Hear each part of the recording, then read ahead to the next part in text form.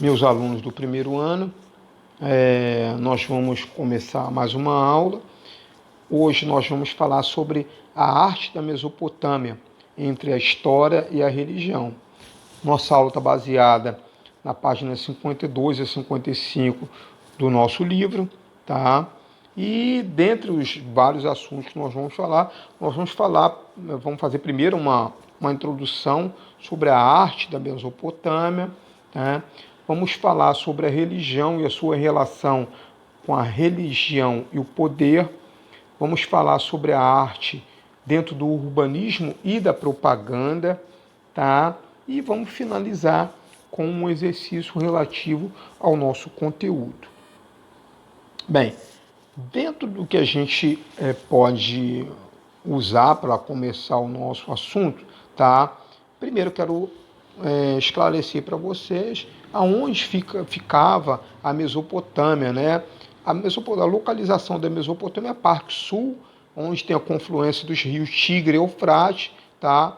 E essa civilização, ela teve uma destinação distinta do Egito, diferente do Egito, tá? Porque era uma área de bastante instabilidade política e administrativa durante 4 milênios, tá? Enquanto o Egito ele não teve a interferência de outros povos, e isso possibilitou a ele formar um império forte, unificado, com várias dinastias.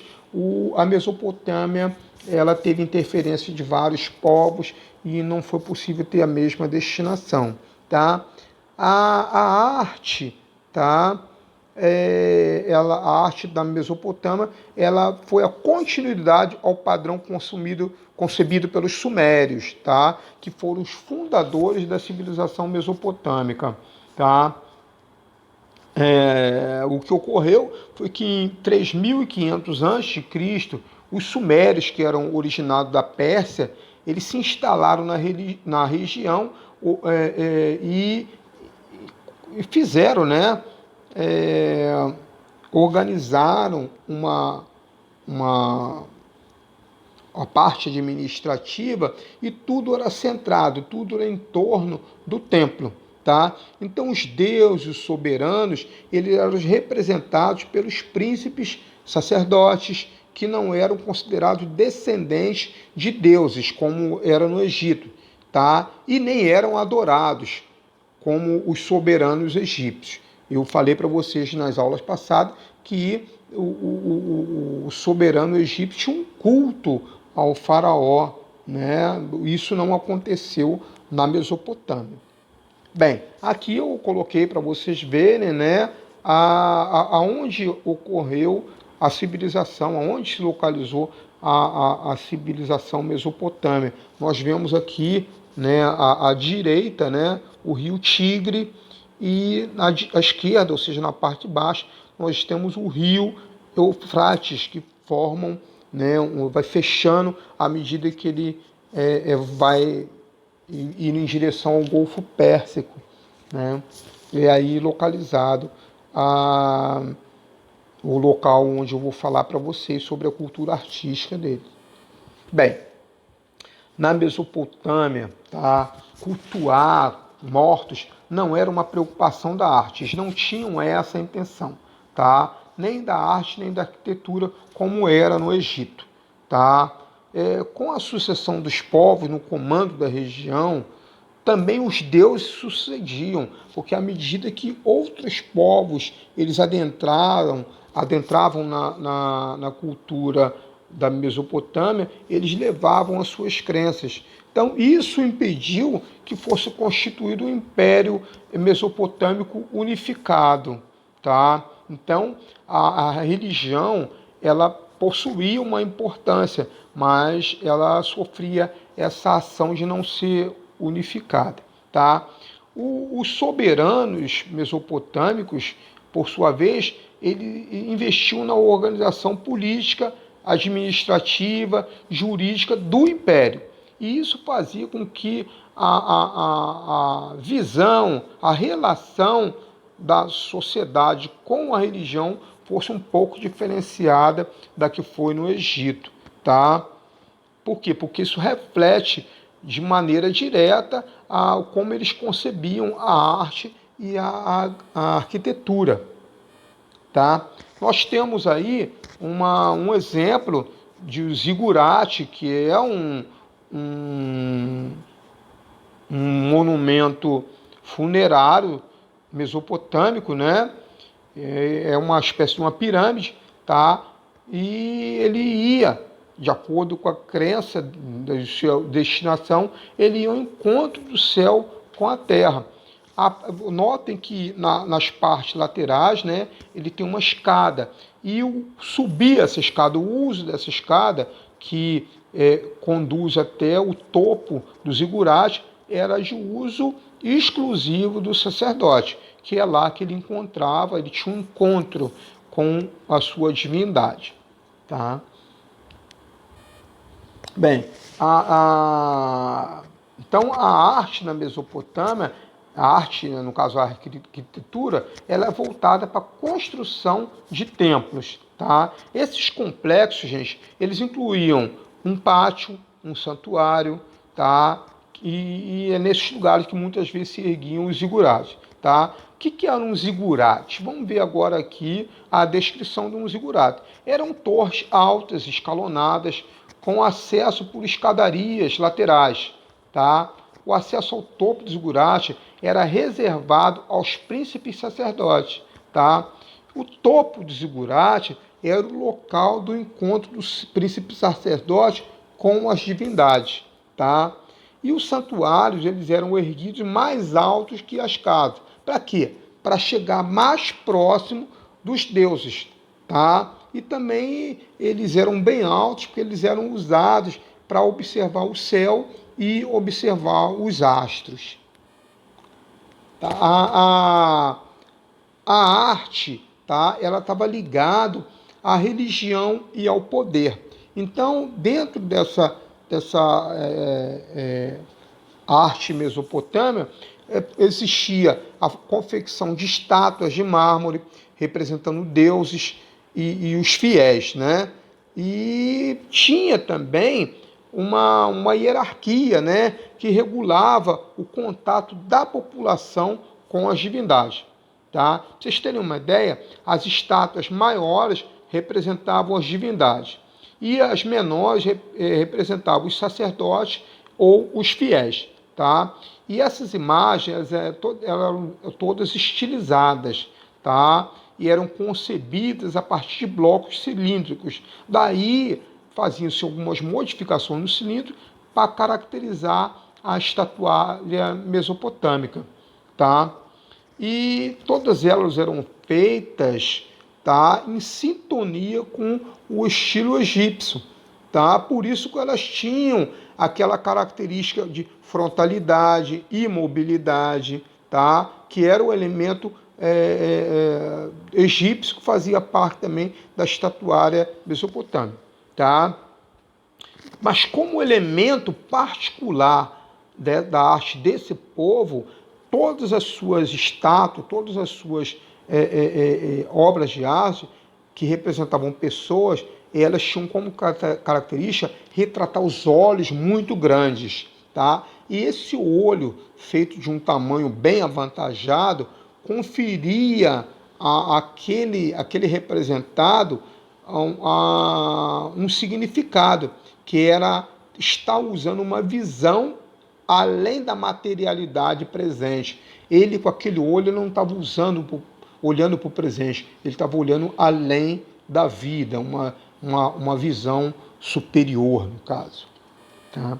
Bem, dentro ainda da religião e poder, né, eu não posso deixar de falar para vocês sobre a Torre de Babel, que é um monumento citado na Bíblia, né?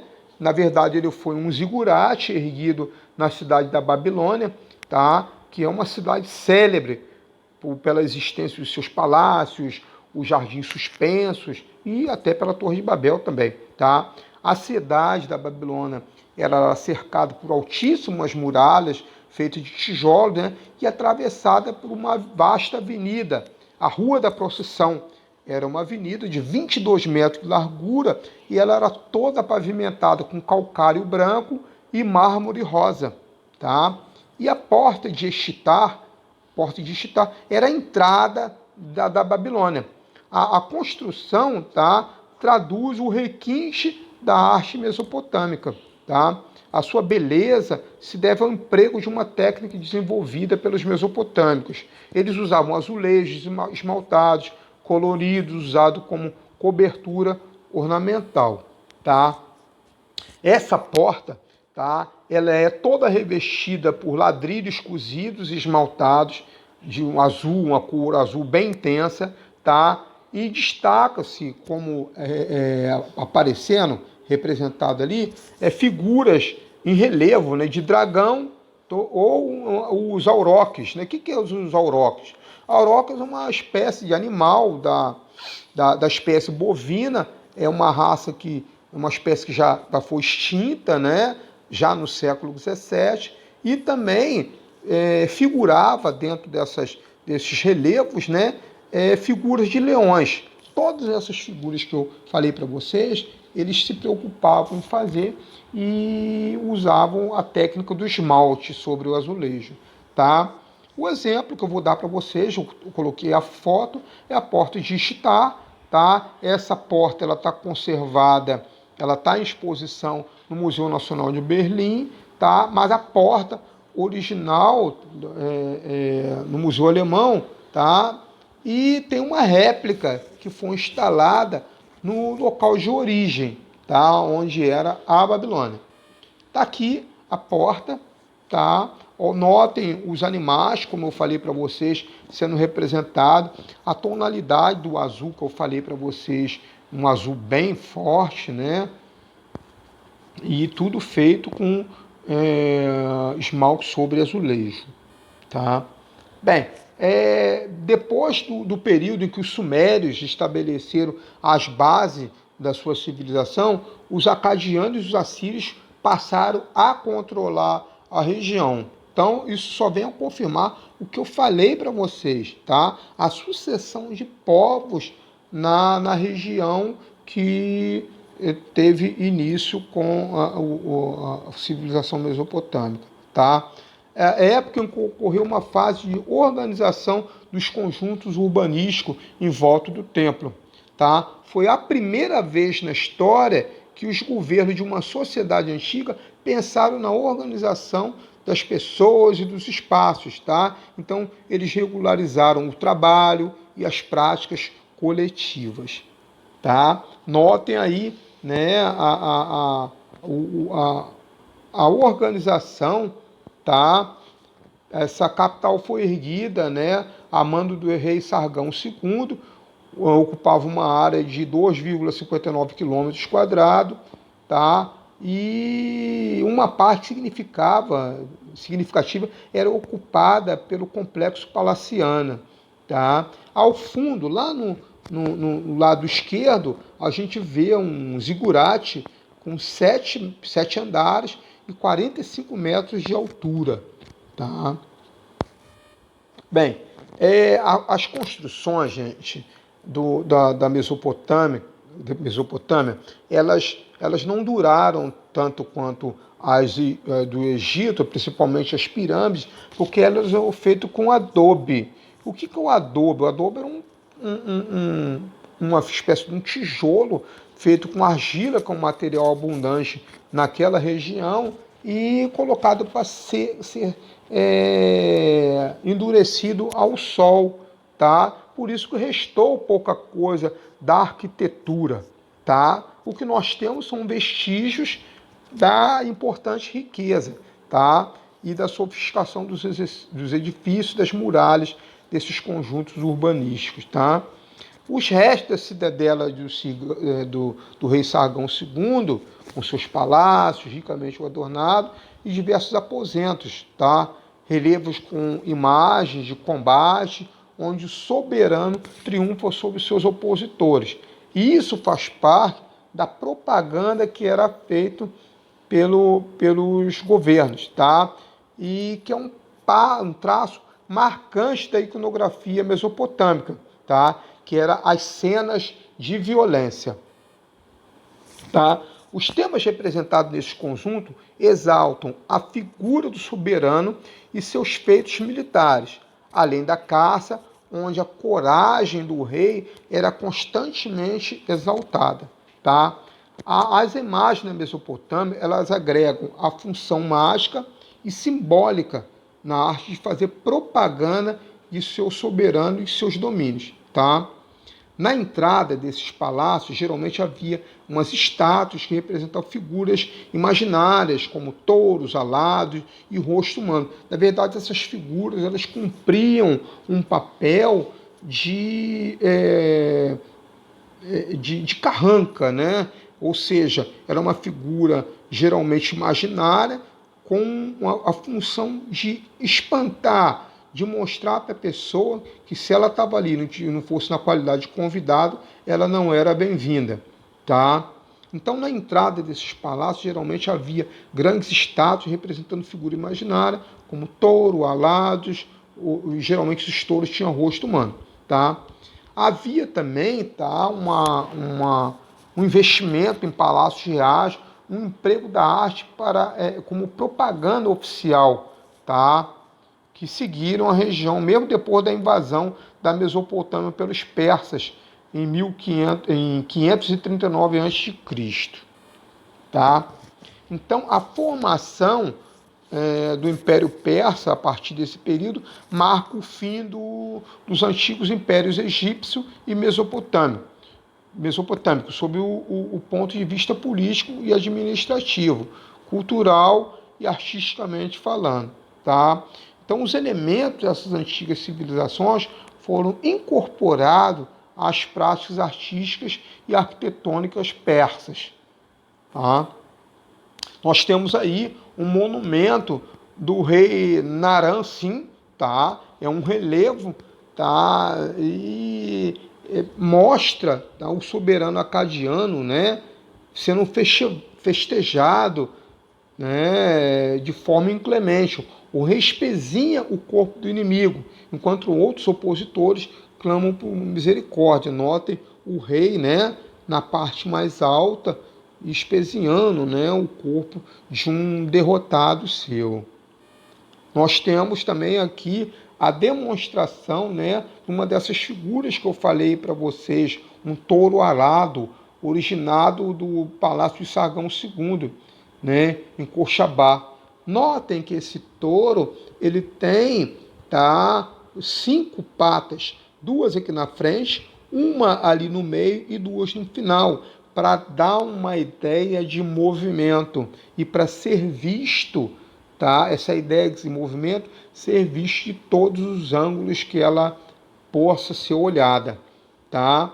E era muito comum representar corpo de animal com o rosto do soberano mesopotâmico, tá? Então, olha só, vou pedir a vocês para, com base nos assuntos da nossa aula, você responder a seguinte questão: por que o conhecimento da arte mesopotâmica, por que o conhecimento da arte da Mesopotâmia é inferior ao da arte egípcia? Tá? Então, eu vou pedir para vocês para reler o nosso conteúdo ou assistir novamente o vídeo, né? E achar a resposta para essa pergunta. Tá? Por hoje é só. Um abraço para vocês e até a próxima aula.